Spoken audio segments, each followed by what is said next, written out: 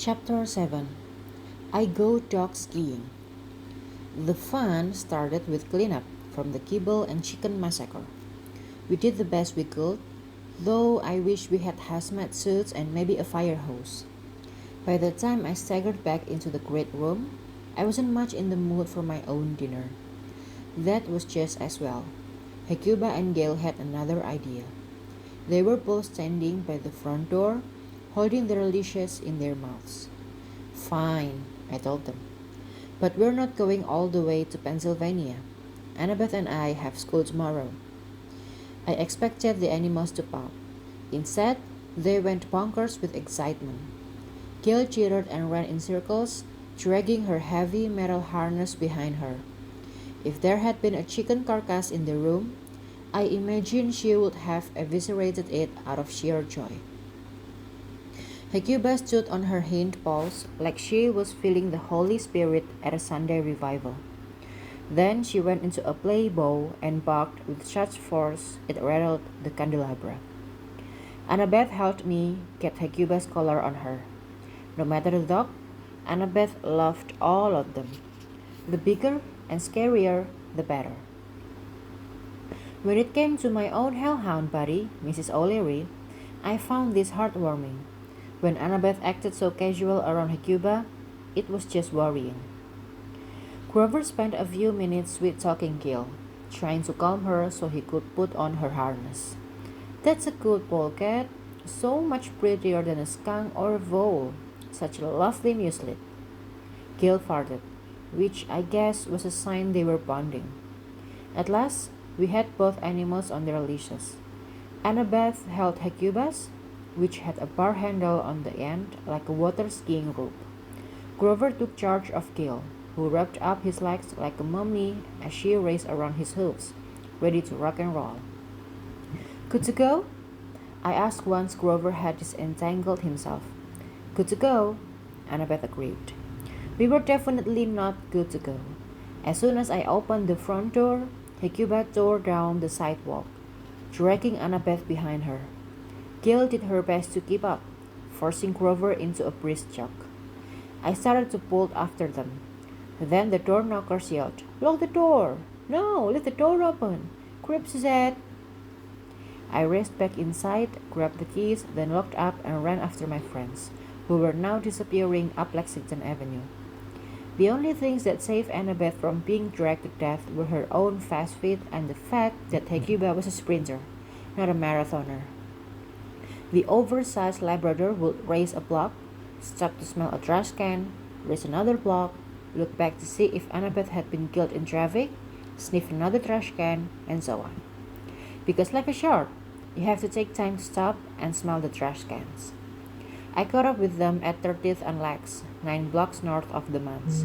By this point, Gale was taking a break on board the Satyr Express. She was cheerfully perched on Grover's head, gnawing on his left horn while he tried to coax her down without much luck. I wondered if mortal passers-by saw the polecat, or if they thought Grover was just talking to himself and having a really bad hair day. Annabeth's braids had come undone, like she'd just been through a wind tunnel. She had new stains on her shirt, new rips in her jeans, and a skinned left knee. "My turn?" I gestured to the leash. She handed over. "Running shoes," she gasped, nodding toward her flats. "Tomorrow, I bring running shoes." Woof! Hecuba must have liked the rock running. I had just enough time to grab the ski handle before she yanked me into a full-out sprint. By the time we got to the East 80th, I was sweating, out of breath, and in total agreement with Annabeth about running shoes. While Hecuba deposited a Niagara Falls of pee on a manhole cover in the middle of the street, Grover trotted up to me, his polecat friend chatting happily on top of his head. "Doing okay?" he asked me. I wanted to comment that not all of us had goat hooves for running, but I didn't have enough air in my lungs. I just gave him a thumbs up. Then Hecuba took off again. As my muscle turned to putty, my mind started to wander. I realized that I had never actually walked Mrs. O'Leary. We'd played together and romped around, but whenever we needed to travel, we did so through her shadow teleportation power, which made her a very handy friend. I wondered if Hecuba could do that, or if he had taken away her power with a shadow ectomy. What would Mrs. O'Leary think of Hecuba? Something told me they would not have a meet cute.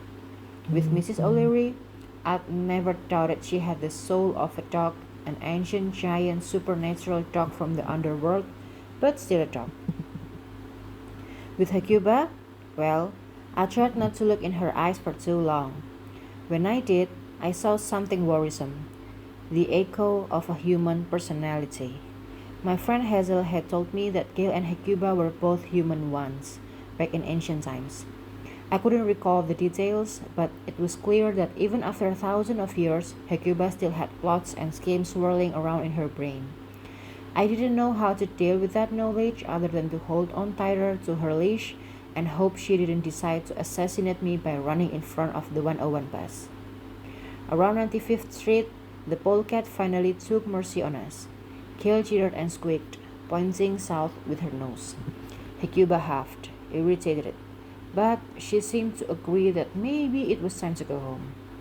You want to take her? I asked Annabeth. No, you're doing great. She'd taken her shoes off a few blocks before. Normally, this wasn't recommended when walking in Manhattan, but she developed some nasty-looking blisters on her feet. So I decided not to complain as Hecuba towed me back down Lexington. By the time we reached Gramercy Park, I felt like I'd been holding the weight of the sky on my shoulders. I don't mean that figuratively, I've done it. So has Annabeth. It's the worst. I wouldn't have been surprised if my hair got a gray streak again, like it did when I took on that last job. I wondered if that often happened to Greek demigods and if they had to dye their hair back afterward. Maybe that's why there's the hair dye called Grecian formula. I might have been getting delirious from oxygen deprivation. In fact, at the corner of Gramercy Park West, I had a hallucination. At the other end of the block, in the shadows between the street lamps, I thought I saw a glowing blue apparition, the figure of a child on a bicycle, pedaling away from us in the terror. When I blinked, it was gone. I took another step. Something crunched under my shoe. I looked down. A child-sized pair of eyeglasses lay broken on the pavement. Then they too vanished into mist. You okay? Asked Annabeth. Did you see that? What? I wasn't sure how to answer. Hecate's the goddess of ghosts, right? Annabeth frowned. You think you saw one? I'm not sure. Guys, come on! Grover called from up ahead, blissfully unconcerned. It's finally time for our dinner. I unlocked the front door, trying to ignore the knockers that were threatening to hex us if we didn't play their guessing game. We wrestled the animals out of their lashes, then headed to the basement kitchen to make our meal. Some greens and trail mix Grover had brought, along with Annabeth's buckalicious bounty from the Black Ant. As I was trying to find the microwave to reheat the Mexican food, I noticed Grover hovering near Hecate's ice cream machine. Remember, no touchy, I warned him. Of course not. He sounded offended, maybe because he'd been thinking about doing exactly that. Not until 10 a.m. tomorrow morning with safety gloves, blah blah blah. I think I found the microwave. Oh wait, it says easy curse oven. Never mind. Once our food was reheated, we made the camp in the great room. Grover's bedrolls were surprisingly comfortable, only slightly nibbled by rats, and they didn't smell like rodents at all, more like pine needles and wild mint. In the dim candlelight, I could almost believe the silver flecks on the ceiling really were constellation in the dark rural sky. If only we'd had a campfire, but I imagined that would have been against city codes. I wondered if Hecate had smoke detectors. If they went off, would they summon the fire department New York or some godly brigade of horse? That sounded like a good job for children of Poseidon. Maybe it was another career path I could look into if college didn't work out. Hecuba and Gil didn't go to their rooms and fall right to sleep like good pets. Instead, they sat at the edge of our imaginary campfire and watched us as if they'd never seen humans have dinner before. Hecuba's sorrowful eyes followed every bit of food that went into my mouth, I was tempted to throw her my grasshopper Tiliudas, but Hecate had said no treats. So I just picked at my plate, making nom nom sounds and relying on the dim light to hide the fact that I was avoiding the packed meat. This is nice, Annabeth said after she'd finished her meal. I admire your positivity, I said. She nudged my knee. Oh, come on, Civet brained. It's not so bad. As far as guests go, this is luxury. We have heat and running water. Speaking of which, I'm going to go find a shower. She got up to do that while Grover and I cleared the dishes. When Annabeth came back, her hair was wrapped in a towel. She changed into gray flannel owl pattern PJs. Her blistered feet were bandaged and she had a strange smear on her face. You guys need to see the bathrooms. Trailed by Hecuba and Gil, we went upstairs to check out the wondrous facilities. Apparently, I'd been right about Hecate magicking them into existence the moment I asked. Not being a plumber or a human, the goddess hadn't remembered how bath fixtures worked. So she created a variety of rooms, none of which made much sense. In the first bathroom we visited, the shower worked normally, but the toilet was on the ceiling, the water staying in the bowl in defiance of gravity. What happens if you flush it? I wondered. Annabeth laughed. Percy, I've seen what happens when you mess with plumbing.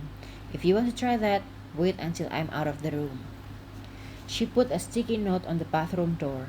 Shower okay, just to mark which one we could use. Then she led us to her next discovery. This bathroom was lined in black leather with spiky chrome fixtures. Gale jeered in approval. Grover grunted. You were right. Metal. The shower came in one temperature, ice cold. The towels were chainmail. No thanks, I decided. What about the... Careful, Annabeth warned.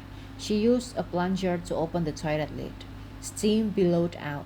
The water in the bowl bubbled like a sweat stew pot. It's a boilet, I said. I grinned, pleased with myself. Hecuba growled. Apparently, she didn't appreciate my humor. Annabeth often told me I would make a great dad because I already had the right jokes.